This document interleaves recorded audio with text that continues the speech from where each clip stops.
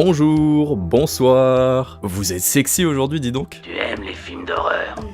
Il est désormais temps de faire une tier list. Quels sont les meilleurs et les pires opus de la saga Scream?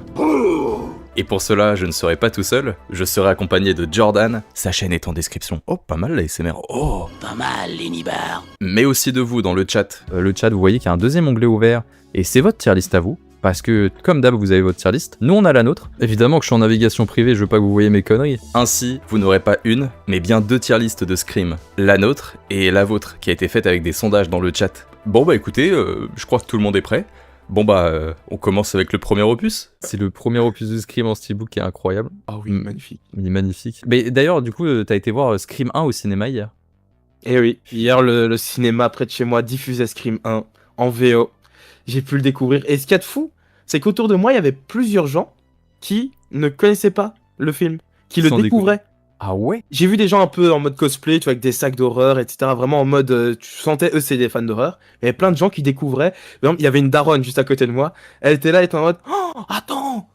Je pense que c'est lui le tueur! Ah non, lui, faut pas le croire, etc. Franchement, trop fun. Dinguerie. C'est trop bien, ils ont trop de chance. Tu te dis, ah, il y a peut-être pas deux tueurs, il y en a que un, etc. Parce que je suis habitué à voir Freddy, je suis habitué à voir Halloween, à voir Michael Myers. Ça peut être surprenant qu'il y ait plusieurs tueurs. Et la scène d'intro, c'est 13 minutes de pur plaisir.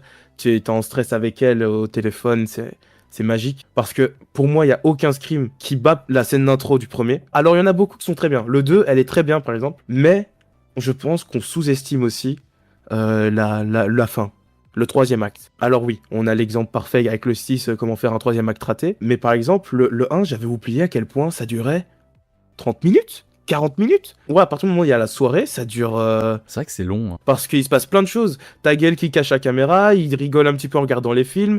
T'as Dewey et Gail qui vont aller se balader, blablabla. T'as Tatum qui se fait tuer. Enfin, je veux dire, t'as vraiment beaucoup d'éléments. Puis t'as la course-poursuite avec Sydney qui dure quand même pas mal de temps. J'adore cette scène, enfin, ces séquences-là, je les trouve trop cool. Il y a juste un truc où à chaque fois je me dis, tiens, tu vois, là c'est dommage. À chaque fois, je comprends pas pourquoi Billy et Stu ils se mettent des coups de couteau avant de tuer Sydney, tu vois. C'est vrai que ça, oui, non, alors ça, oui. C'est vrai que c'est bizarre, ça. Il y a un peu cette théorie, peut-être qu'en fait, Billy voulait tuer Stu pour s'en débarrasser aussi. Pour trouver quelque chose d'un peu cohérent, ça peut être ça, Billy qui se dit, je vais buter Stu, comme ça, je me débarrasse de mon point, de mon boulet, en fait. En vrai, c'est son boulet, hein, il le voit clairement comme un boulet.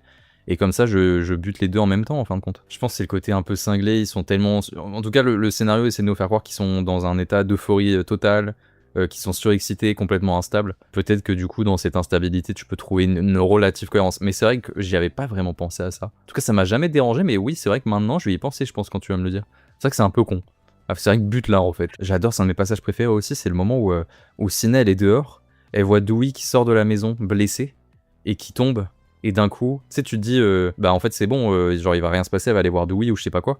Et d'un coup, t'as le Ghostface qui, tu le vois vraiment, et il commence à venir, et t'as cette séquence dans la voiture qui commence et qui est terrifiante. Le fait d'être enfermé dans une voiture que tu peux pas démarrer. Et je trouve qu'en termes de tension, c'est vrai que c'est une certaine manistria. Et de toute façon, tout ce film est une leçon de tension pour comment faire, pas forcément faire peur, mais faire angoisser les spectateurs. Est-ce que t'as ressenti encore, du coup, en revoyant hier... même si tu connais par cœur le film, est-ce que t'as ressenti une forme de tension? En vrai, oui. La scène d'intro, bizarrement, alors que je m'en suis toujours battu les couilles, la scène du meurtre du directeur, bizarrement. Putain, je l'oublie tout le temps, celle-là. C'est le directeur le plus chelou de l'histoire. Si vous avez un directeur comme lui, franchement... C'est les directeurs des écoles, ils sont tous... Hein. S'ils veulent être directeurs des écoles, on sait très bien pourquoi ils sont un peu... Voilà. C'est la première fois qu'on voit aussi un tueur narguer comme ça un peu les victimes, mais tu sais, de façon humaine, pas de façon extraordinaire comme Freddy ou quoi. Tu sais, ce côté...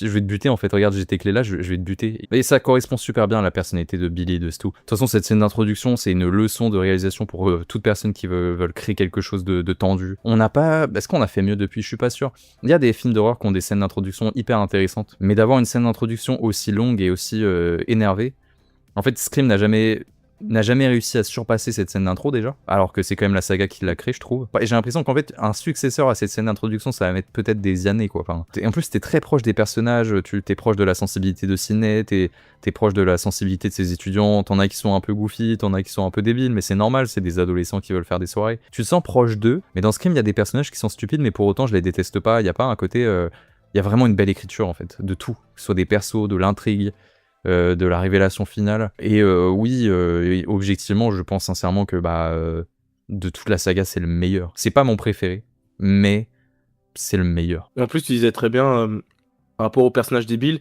Ici, par exemple, le personnage le plus débile, c'est le personnage le plus apprécié, c'est Stu. Mais c'est vrai. Ou Dewey aussi, Dewey, il est Ouais. innocent, Dewey. Il est innocent. C'est de l'innocence qui est mignonne. Tu sens qu'il a un peu du mal à grandir. Et justement, cette étape va le permettre de grandir dans Scream 2. Et ça, c'est une construction que j'adore. Et Dewey, avec la scène avec la glace, j'avais oublié ça, mais comment ça le rend vraiment comme un enfant. Oh putain, c'est vrai, oui, mais ça c'est.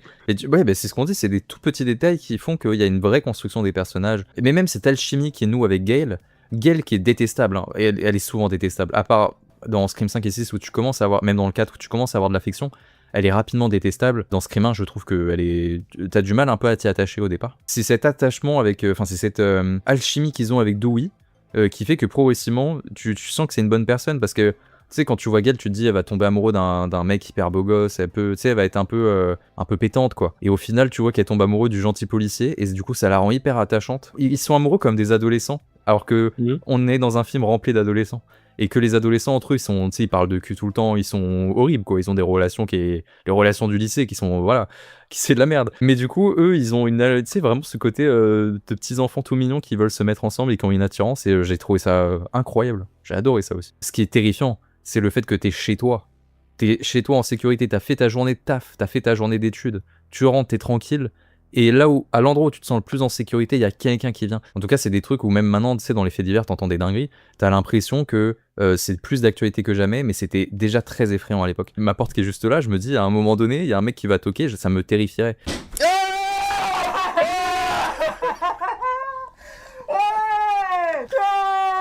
Je trouve que Scream, c'est le film qui joue le mieux avec cette peur-là de... Tu sais qu'un inconnu essaie de rentrer chez toi. Mais en fait aussi, grâce à ça, il y a le côté où Ghostface il appelle avant. Donc ça fait vraiment, on te brise ton intimité, mais dès le début, tu vois. Ghostface, il y a vraiment ce côté, c'est un connard qui joue avec sa proie, quoi. J'ai vu dans le chat, ça parlait aussi du fait que c'est un des premiers films d'horreur qui parle de films d'horreur en vrai. Il devait y avoir des références, ou c'était des autoréférences. Je sais que dans Halloween 3, à un moment donné, tu vois le premier opus d'Halloween. Là, c'est le premier film où les adolescents, ils te parlent de films d'horreur que t'as vu, et du coup, ça te crédibilise la chose. T'as vraiment la sensation de regarder le vrai monde. Tu te sens vraiment proche de ces personnages-là. Encore plus si t'as de la chance de le découvrir quand t'es au lycée, par exemple, ou quand tu le découvres dans ton adolescence, que t'as ton groupe de potes. Et c'est vrai que c'est assez touchant en fait quand tu le découvres dans cette période, je trouve, Scream. Et je vois que tout le monde a voté pour que le premier opus de Scream soit en S, mais je peux que comprendre. 81 Putain oui, il y a eu plus de 100 votes, c'est la première fois qu'on dépasse les 100 votes. Incroyable. On est d'accord que quand on va passer aux autres, faudra essayer de pas tout foutre en S, hein. Toi, par hasard, tu le mettrais où, toi, le premier opus de Scream? En vrai, en D. Non, bah S, hein, évidemment. Le silence qu'il y a eu, il m'a fait mourir de rire. Tu ne peux pas le foutre ailleurs qu'en classique, je trouve, Scream.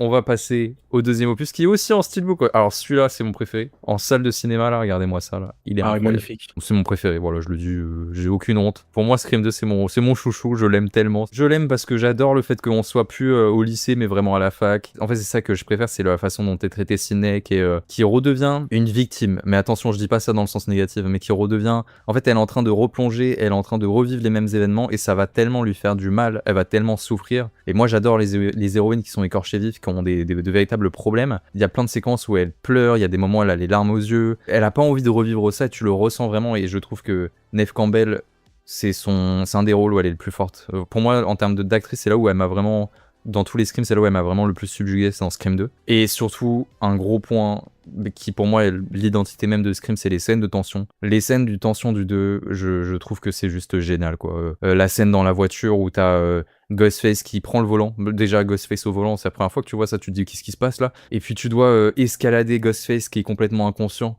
Tu sais, il y a vraiment ce côté parcours du combattant jusqu'au bout, je trouve ça génial. La scène de Gale dans le studio d'enregistrement, là. Sissi aussi. Sissi qui prend assez cher et qui est Sarah Michelle Gellar, quoi. Enfin, quand même, Sarah Michelle Gellar, la reine. Il y a trop de moments qui sont juste géniaux. J'aime beaucoup la scène d'intro avec Stab aussi. J'ai l'impression qu'on me parle à moi. Déjà que dans le premier, on me parlait en me montrant des jeunes qui sont fans de films d'horreur et qui ont les mêmes références que moi. Là, on me parle encore plus parce qu'on me dit regarde, ils connaissent exactement le film que t'as vu. Sauf que eux, dans leur fiction, c'est cohérent. Enfin, tu sais, il y a vraiment cette cohérence qui est mise en place. Si je dis pas de bêtises, hein, ça sort 1 an après Scream 1. Oui. Mais c'est des malades. En décembre. Comment c'est possible? Comment c'est possible de faire ça et d'écrire ce truc au bout d'un an. En un an, réussir à faire ça, c'est fou. T'as quasiment tout dit, hein, les scènes d'action, etc. On se demandait aussi, quand tu penses à Scream ou quoi, à quelle scène tu penses. Moi, il y a évidemment l'intro de Scream 1, mais quand je pense à la saga, la course-poursuite avec Gale dans le studio, c'est l'une des premières aussi qui me vient à l'esprit. Ça m'a vraiment marqué, et encore une fois, c'est dans la même lignée de quand j'étais petit, je découvrais un petit peu à pas les films interdits, blabla. Cette VHS-là, c'était aussi une VHS interdite. Et vraiment, moi, ça m'a marqué, voir Monica en danger de mort. Moi, ça m'a choqué. Je me suis dit, mais retourne dans ton appartement. Mais en plus, dans le 2, elle a la coupe de Monica. Mais oui. D'ailleurs, le 2 commence, tu vois Dewey qui est un Oui. peu le bras engourdi, un peu handicapé presque. Tu sais pourquoi il marche comme ça, en fait, de base? Non. C'est même pas parce qu'on lui a dit, parce que tu t'es fait poignarder. Non, l'acteur s'est cassé le bras juste avant le tournage. Enfin, il s'est cassé ou il s'est foulé quelque chose, mais en tout cas, il s'était fait mal au bras juste avant le tournage. Donc, c'est pour ça il marche un petit peu le bras tout le long du truc. Et ils se sont dit, bah, tu sais quoi, tu t'es fait poignarder dans le dos, on a qu'à dire, c'est la moelle épinière, je sais pas trop quoi. Mais c'est hyper cohérent, en vrai. Ouais, bah ouais. En vrai, oui. Ça, c'est fou qu'on en ait pas parlé. Randy qui meurt. Il est beaucoup plus charismatique dans le 2, je trouve aussi. Puis Sarah Michelle Gellar, je suis désolé, mais incroyable. Ils ont failli tuer Monica, mais ils ont tué Buffy. Ils ont tué Daphné. Enfin, mais c'est vrai, attends, dans le 1, ils ont eu Sammy. Dans le 2, ils ont eu Daphné. Et j'ai vu que Tony qui nous disait, en même temps, quand Ghostface retire son masque, ça fait très Scooby-Doo, et je suis d'accord. Hein. Tu me demandais si Scary Movie intervenait dans mon visionnage de Scream. Dans Scream 2, la scène d'intro. Ah, je peux pas m'empêcher de penser à Ray et Brenda. Hein. Tu sais, le moment où il colle son oreille à la part. Voilà. Moi, c'est ce moment-là, à chaque fois, je pense à ça maintenant. Et Mickey, en vrai, sous-exploité, ça c'est peut-être pour moi le plus gros défaut du film. C'est autant dans le 1, on sent les personnages vivre, on sent leur quotidien. On voit Sidney Tatum juste se balader dans les rues, aller au magasin et parler des problèmes de Sidney et Billy, etc. Je trouve que Sidney et Ali, ça a l'air des deux inconnus, tu vois. Mickey, on peut jamais croire à un seul moment qu'il est pote avec Derek et qu'il est pote avec Sidney. Impossible à penser. Et Derek, il est gentil. C'est le copain parfait. Un peu trop parfait, C'est ça. Du coup, tu le trompes. Mais... Non, mais je vois ce que tu veux dire. Il y a une alchimie qui est moins présente que dans le premier. Je pense que c'est parce qu'on commence à avoir le retour de personnages, du coup. Forcément, le fait d'avoir des personnages qui soient de retour, t'as envie de te concentrer sur eux. Pour toi, est-ce qu'il est aussi bon que le premier? Est-ce qu'il est un peu moins bon? Est-ce que du coup tu veux le descendre d'un cran? C'est loin d'être mon préféré. Donc moi je vais le mettre dans bon. Parce qu'il reste quand même très bon. Et en vrai je pense que la plupart des scrims je vais quand même les mettre dans bon minimum. Mais du coup voilà, je le mettrai dans bon. Mais il est pas sur le podium. C'est le 1 qui a marqué le plus de personnes et qui a vraiment posé des bases et ce genre de choses. Je pense que le 1 est plus efficace et tout dans sa forme. Je préfère quand même le 2. Mais tu sais, avoir plusieurs classiques, c'est pas trop mon... Genre avoir... Tu veux vraiment qu'on ait qu'un classique? Pour moi, t'as raison de le mettre en bon. En vrai, si j'essaie d'être objectif, pour moi, faut le mettre en bon. C'est très bien. Et du moment qu'il est pas en moyen, moi, je suis très heureux. Alors, vous avez mis quoi dans le chat? Oh putain, ils ont bombardé. On était à 90. Là, il y a 111. Il y a 20 votes qui sont rajoutés. Ouais. Et les résultats, ils sont sans appel. C'est-à-dire qu'on se retrouve avec Scream 2 en classique pour 49%. Les fans de Scream ont décidé de mettre Scream 2 à côté. Je suis très content. Oh, tu vois, au moins, nous, on l'a pas mis, mais eux l'ont mis. Du coup, moi, ça me va. Non, mais on va arriver sur un débat là. Alors là, je pense que c'est là on va s'enculer quoi. Je pense qu'on peut commencer. Écoutez, je l'ai aussi en steelbook évidemment parce que c'est le classique intemporel. Celui-là, si on peut, voilà. Non mais il faut être honnête à un moment donné. Vous parlez de Terrifier toute l'année, vous parlez de tous vos films de merde, mais celui-là, tu vois, on a tout un tas de steelbooks qui sont tous noirs, ok. Scream 5, il est plutôt bleu. On a Scream 6 qui est tout noir, il est mignon aussi. Scream 2 et Scream 1, pareil, ils sont tout noirs. Et puis on a le petit vilain canard, comme par hasard le plus détesté, ils se sont dit on va le foutre en rouge. C'est marrant quand même. Il y a un petit détail, c'est que dans les yeux on voit le masque de Ghostface. Je sais pas si vous... Ah, sérieux? Alors tout d'abord, je ne déteste pas ce film. Tu vois par exemple, j'ai une petite sœur. C'est une menteuse. C'est une voleuse. Elle a plein de défauts, mais je l'aime quand même.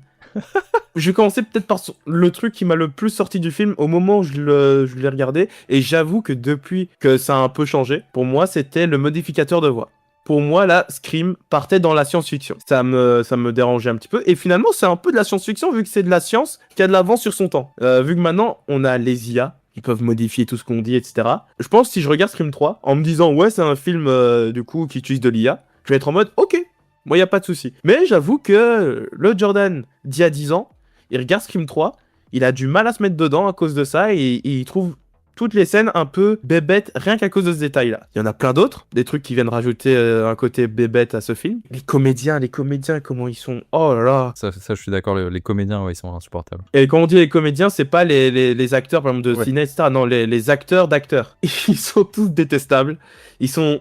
Ah, je sais pas, ils sont détestables. Je voulais pas dire de bêtises, mais du coup, il y avait une espèce de vouloir faire quelque chose de beaucoup plus cool et de plus léger pour convenir aux spectateurs. Et c'est pour ça que le film, il est beaucoup plus humoristique. Il y a cette scène de la machine à écrire avec la maison qui explose à Hollywood. On est dans de la comédie. C'est vraiment une comique de situation. Ça fait presque sitcom, quoi. Hollywood, c'est cool. Par contre, moi, j'aime bien qu'on soit à Hollywood avec les plateaux et tout. Je trouve ça génial. Le moment où même Sydney, elle revient, c'est dans la maison sa maison qui est reproduite, là. C'est sa chambre et tout.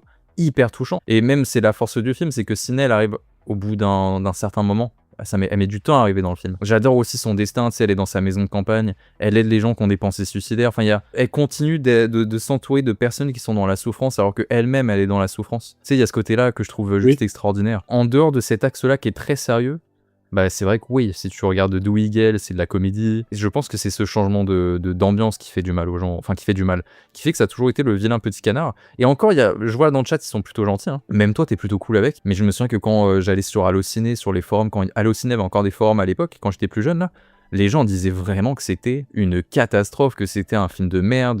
Enfin vraiment, il a une réputation, Enfin, c'est rare les opus qui ont une réputation comme ça, ouais. Oui, la scène avec le couteau, comme je vois en veille qui dit ça. Le couteau que Dewey se prend sur le front, là. Mais même la scène où la maison explose et il continue de courir, il commence à dévaler la pente. Il tue Cotton dans la scène d'intro. Mhm. Dans la scène d'intro la plus plate, je trouve, de la saga. Je suis d'accord, ouais. Elle est plate. C'est dommage parce que c'est un très bon personnage dont il se débarrasse. Je pense que ce qui devait être impressionnant, c'est le modificateur de voix. En fait, ce qui est horrible, c'est qu'on tue la personne que t'aimes en prenant ta voix à toi, alors que toi, t'es censé la protéger, quoi. Dans un couple, l'un protège l'autre. Et le moment où Cotton ouvre la porte, il voit sa fiancée, sa copine, et elle lui dit m'approche pas parce qu'elle pense que c'est lui le tueur. Ça, c'est ça qui est effrayant, je trouve. Mais évidemment que c'est plat, par contre. C'est un bureau. Ils font le tour du bureau, ils se tuent. Enfin... Et surtout, moi, un truc, vraiment, dès que je l'ai vu, je me suis dit, mais attends, c'est une parodie, c'est pas possible. Scream 3 fait tout ce que Scream 1 et 2 critiquent. Dans la première scène, t'as une meuf qui se met à Walp pour aller prendre sa douche, et il y a aucune putain de raison à ça. Et c'est justement ce que le Scream 1 et Scream 2 critiquent, c'est la nudité gratuite, tu vois, par exemple, on voit rien. Pourquoi est-ce qu'il faudrait qu'elle prenne sa douche à ce moment-là? Il y a littéralement Stab qui se fout de la gueule de cette scène. T'as totalement raison, c'est parfait pour décrire Scream 3. Il devient un peu une parodie de lui-même, quoi. Et de tout ce qu'il dénonçait dans les deux opus précédents, c'est plutôt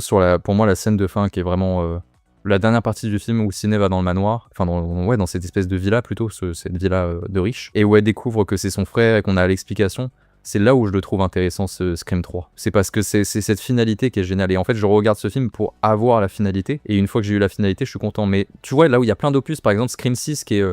excellent jusqu'à ce que tu aies la révélation des tueurs, où là on tombe. Je trouve que Scream 3 c'est vraiment la pente descendante, et puis on arrive à la fin et hop, ça remonte un petit peu. Tu sais, c'est le phénomène inverse. C'est la fin qui est cool au dépend du reste du film. Et ouais, Roman, personnage excellent, moi je trouve. Enfin, personnage excellent. Révélation excellente, mobile aussi, que je trouve très intéressant. Le fait de remettre en perspective toute la saga et du coup, tu penses à sa relation avec Billy, comment il l'a manipulé et tout. Un peu gros, je trouve, le fait qu'il soit devenu réalisateur de films d'horreur et tout. Moi, ça va. Moi, j'aime bien. Il y a quand même 28% de personnes qui ont voté pour le mettre en classique, donc c'est quand même beaucoup, je trouve. Je Et vois pas assez de mauvais. Pardon. wow. La majorité voudrait, dans le chat, mettre Scream 3 dans la catégorie bon. Je suis assez étonné, je pensais qu'il allait être plutôt en moyen. Mauvais, c'est peut-être un peu dur, je pense qu'il n'y en a aucun qui va être en mauvais. On a grandi avec ce film, et maintenant, comme on est plus grand, on fait entendre notre parole. Et du coup, Scream 3 a redoré son blason. C'est un petit peu comme ce qui s'est passé avec Star Wars. Les 3 premiers, épisode 1, épisode 2, épisode 3, quoi, sont sortis dans les débuts des années 2000. Il y a tout le monde qui crachait dessus, tout le monde les insultait, c'est pas du vrai Star Wars, c'est de la merde, etc. Et maintenant que les gens qui ont grandi avec commencent à donner leur avis, etc., en fait, c'est devenu des films bien cotés, tu vois. Ah putain, mais si, non, faut qu'on en parle. Le dernier plan où en fait elle est chez elle, elle voit que la porte est ouverte. Avant elle la fermait parce qu'en fait elle avait toujours peur que quelqu'un rentre chez elle par effraction. Et là elle se dit, je vais la laisser ouverte. Je sais qu'il n'y a plus personne, ça y est. Je sais que Ghostface est plus là et que je peux vivre sereinement. Et le film se conclut comme ça. Et je trouve que c'est d'une beauté. C'est peut-être la meilleure fin qu'on aurait pu avoir dans Scream. Les scènes les plus terrifiantes de Scream 3, c'est pas Ghostface, hein. C'est la mère de Sydney, hein. Oh putain, oui. Ça fait un peu cauchemar de Freddy. Mais tu sais, c'est peut-être méchant à dire, mais même normal, elle me faisait déjà peur. Genre dans Scream 1, on voit une photo d'elle, et je sais pas, c'est peut-être elle a un trop grand sourire, je sais, elle me fait peur, cette femme. Là, je vois le chat qui s'est chié dessus devant la mer, merci. Moi, je le mettrais dans moyen. On va le mettre en moyen.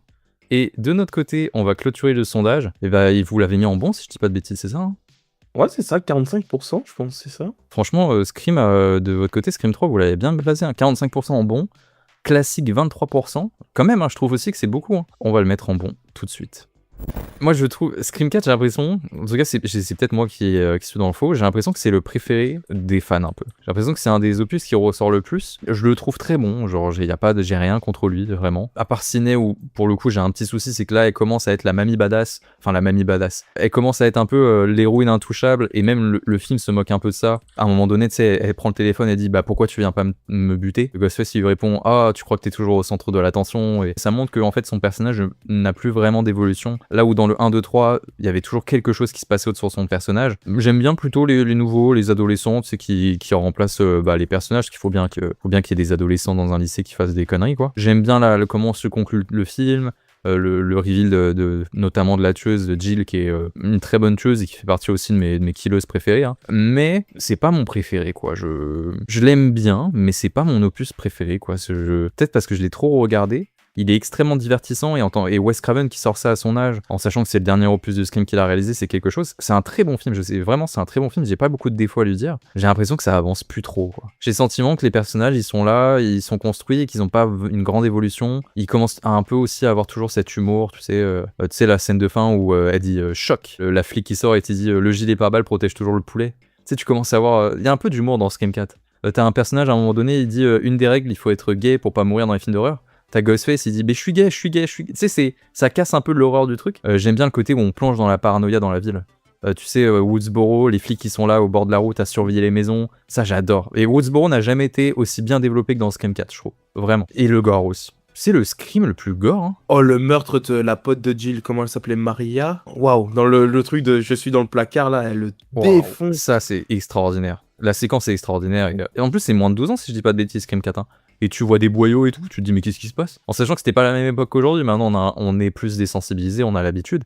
Là tu voyais ça au cinéma, t'avais 12 ans, tu te dis oh putain. Surtout que c'est le premier film Scream que j'ai vu en salle. Mais je sais pas pourquoi, il y a un truc qui me dérange dans ce film. Je pense sincèrement que c'est la façon dont il traite Sidney et les autres. Enfin, les personnages classiques où ils ont pas trop d'évolution, je trouve. Et justement, si on parlait de gore, du meurtre de Olivia, comme j'ai vu dans le chat, mais justement, ça devait être beaucoup plus gore et on devait avoir une scène où Dewey et X vont sur la scène de meurtre là. Et en fait, t'as une des deux blondes qui est pendue avec ses tripes au lampadaire, tu vois. Et il y a beaucoup de gens aussi qui ont pas du tout adhéré au couteau dans le crâne. Putain. Il met des droites, il tombe et il fait genre merde Bruce Willis et il tombe. Putain. Non mais tu vois, il y a encore de l'humour, quoi. Mais même, tu sais, t'as un truc rigolo, quand il y a le stabaton, là, ils sont tous au stabaton, tu vois Gale qui met le masque et qui commence à faire semblant de danser pour faire genre, tu sais, il y a plein de moments comme ça où tu te dis, qu'est-ce qui se passe là? Scream, c'est une comédie, hein, le premier. Par exemple, le moment où Gale fait à son caméraman, bon Dieu, viens, ramène, et il fait, je m'appelle pas mon Dieu. C'est pour ça, en vrai, le générique de fin de Scream 1, c'est une musique joyeuse. C'est vrai que c'est non. Et d'ailleurs, c'est le seul Scream où c'est une musique joyeuse. J'adore Kirby. Aussi dans ce film, je trouve que Kirby, elle a trop un caractère de zinzin. Elle est fan de films d'horreur, elle répond toujours, elle fait des doigts d'honneur. Enfin, il y a plein de trucs comme ça qui sont marrants. Je pense que t'as raison, c'est le côté où les personnages principaux, ils avancent plus parce que ils essaient de faire reculer Gale en mode elle a le syndrome de la page blanche. C'est pas très intéressant en soi. Est-ce que c'est très intéressant? Non, en vrai, Gale, moi j'aime bien son développement. Tu vois, le fait qu'elle ait le syndrome de la page blanche, justement, pour moi, ça prouve, elle sait pas écrire. C'est une meuf qui ne sait pas écrire. En fait, juste, elle écrit juste des faits, etc. Qu'il y a. Mais si elle parle pas d'un truc morbide, réel qui s'est passé, etc. en face d'elle, elle ne sait pas, elle sait pas raconter des trucs, etc. Et justement, le fait qu'elle se sente has-been et tout, c'est un truc qu'on ressent beaucoup dans le cadre, justement, tu parlais du moment où elle met son masque, elle danse, etc. Elle en est là. Elle en est à faire des techniques comme si elle avait toujours 2 ans d'expérience, alors que là, elle en a plus de 20. En fait, non, elle a pas évolué. En fait, on prend trop Gale comme une meuf qui est trop forte, etc. Mais en fait, au final, elle a pas la carrière qu'elle prétend avoir. Ouais, t'as vu ça de cette façon, toi? En tout cas, ouais, moi, c'est comme ça que je l'ai vu.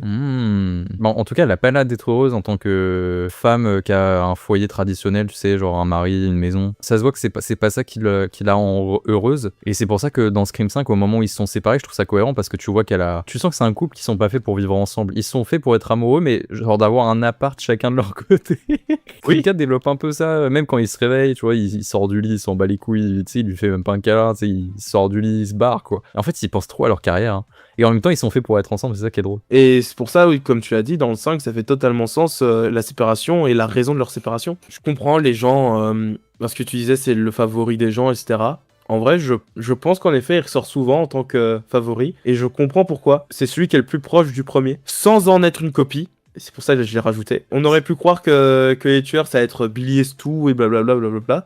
Et en fait, au final, les tueurs, c'est Sidney et Randy, tu vois. Bah, tu vois, entre guillemets, Jill, c'est la Sidney des nouveaux. Ouais. T'as son copain, Ouais, c'est le j'avoue. Billy.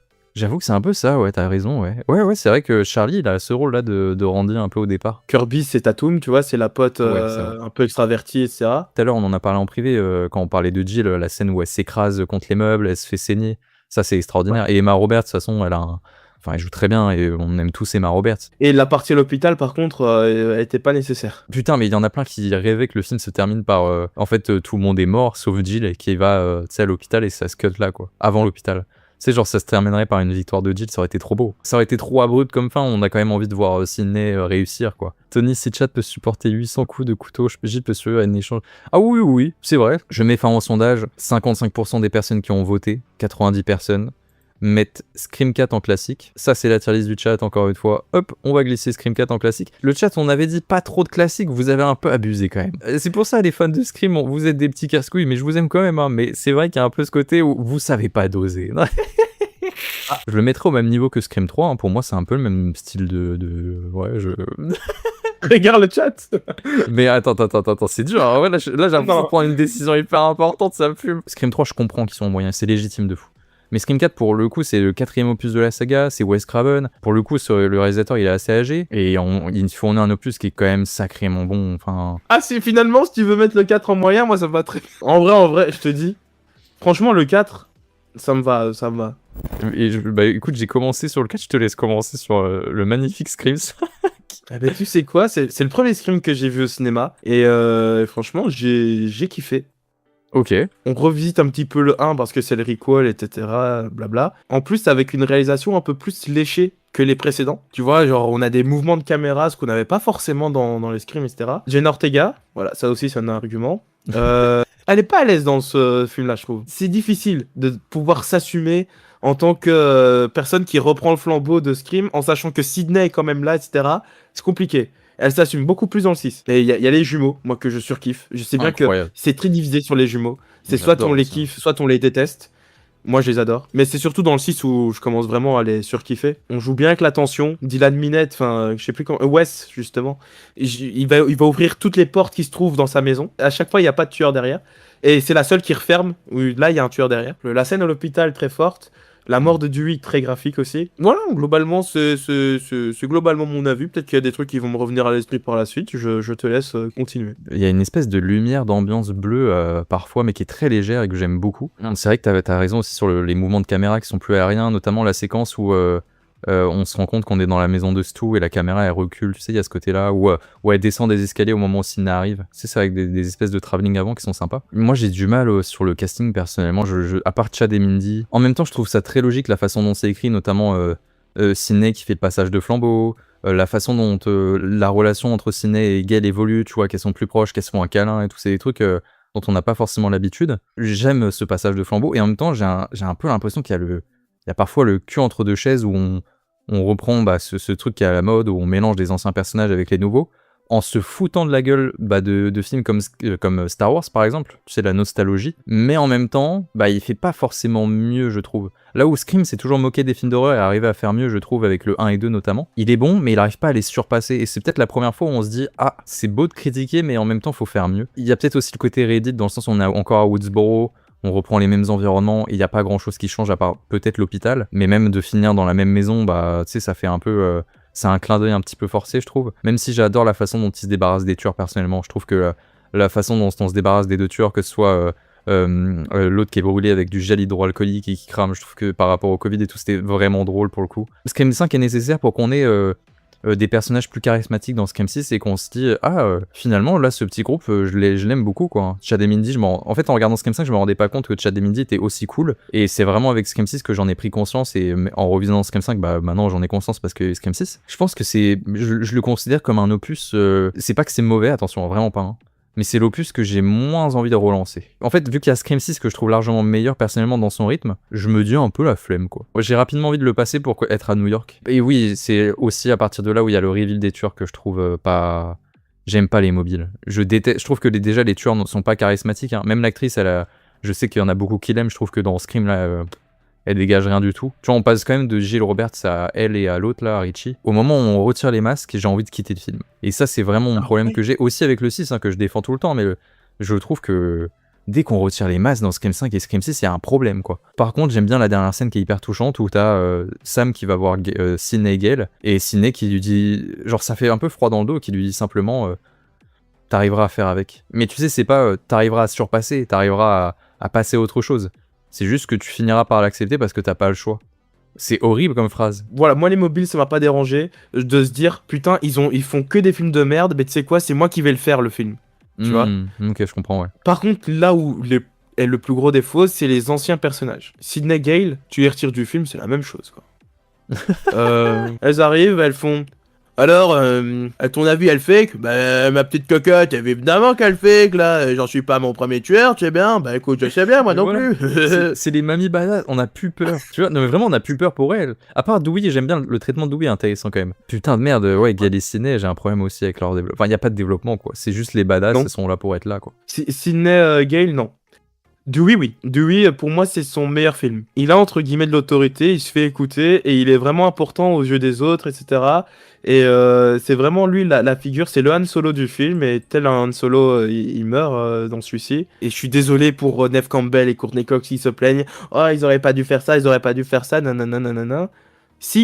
Sinon quoi, on fait 87 films Scream et en fait à chaque fois le trio est survu et tout va bien. Là il faut de l'impact, il faut de l'imprévu, même si c'était au final assez prévu que Dewey meurt. Franchement tu devais tuer un mec, enfin une personne du trio, tu touchais à Dewey quoi, c'était sûr. Mais ouais, mais pourquoi? Je sais pas, Sidney et Gale, elles ont vraiment ce côté intouchable. Moi j'aurais plus vu Gale mourir en vrai. Je sais pas pourquoi, hein. C'est purement subjectif. Mais en même temps, en fait moi Dewey me manque, hein. Je suis désolé, hein. Gale me manquera moins que Dewey.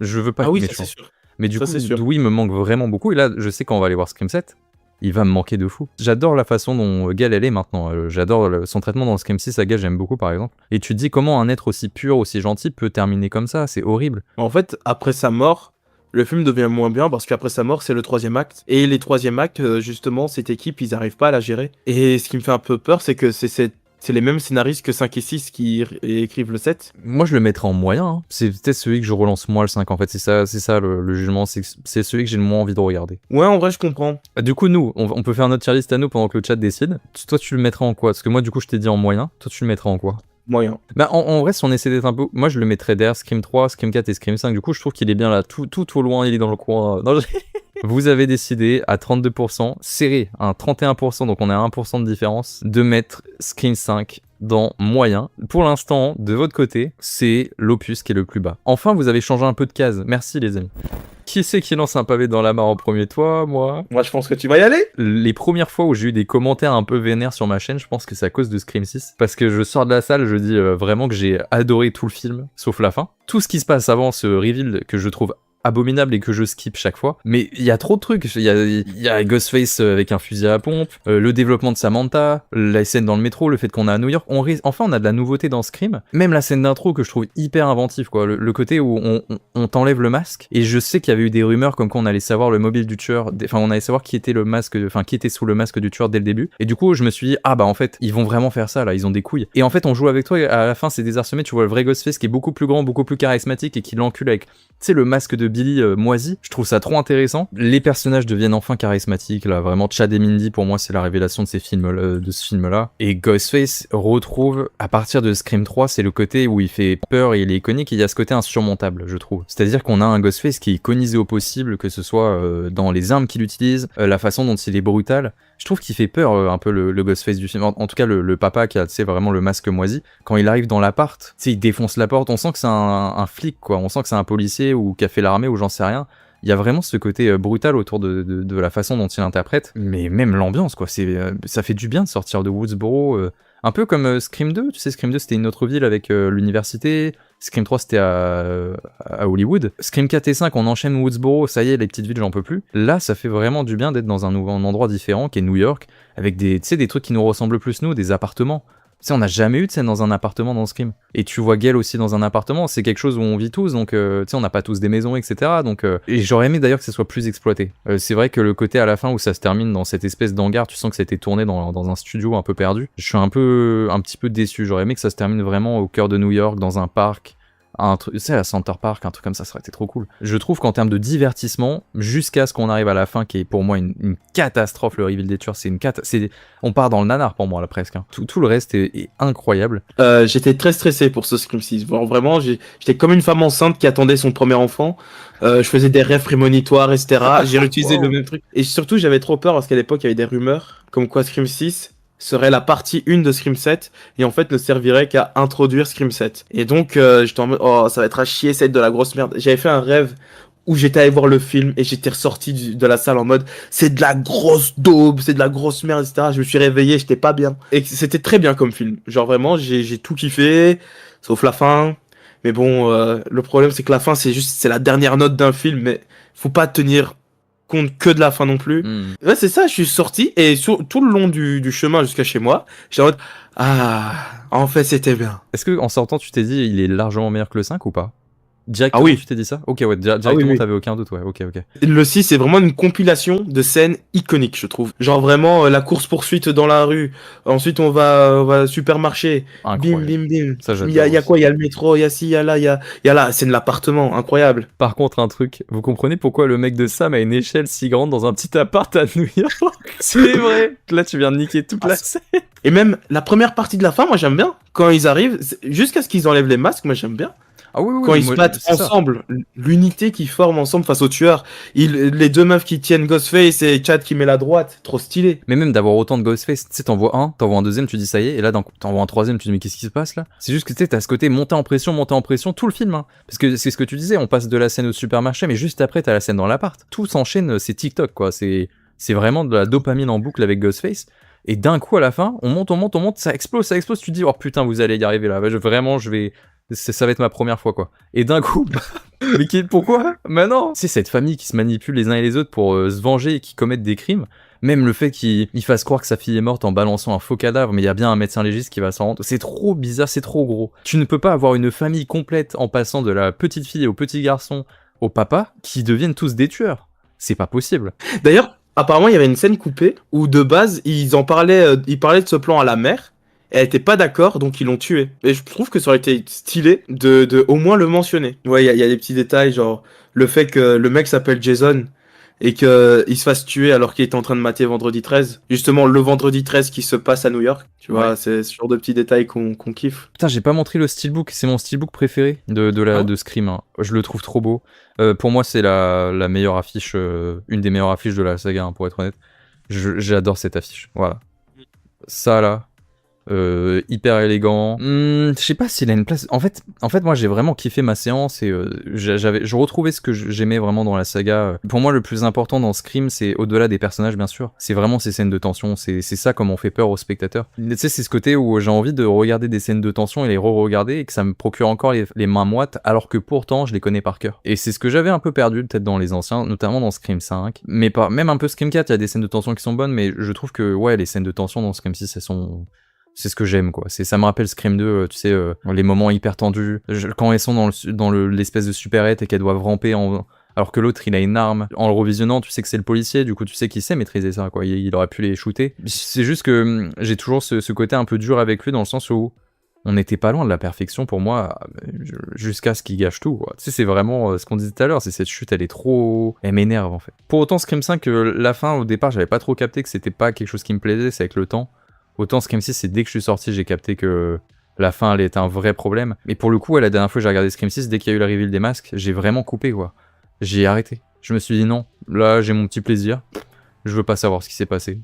C'est bizarre, hein. Moi vraiment, c'est un truc que j'attends dans chaque scrim. Le moment où on va exposer les règles, blablabla.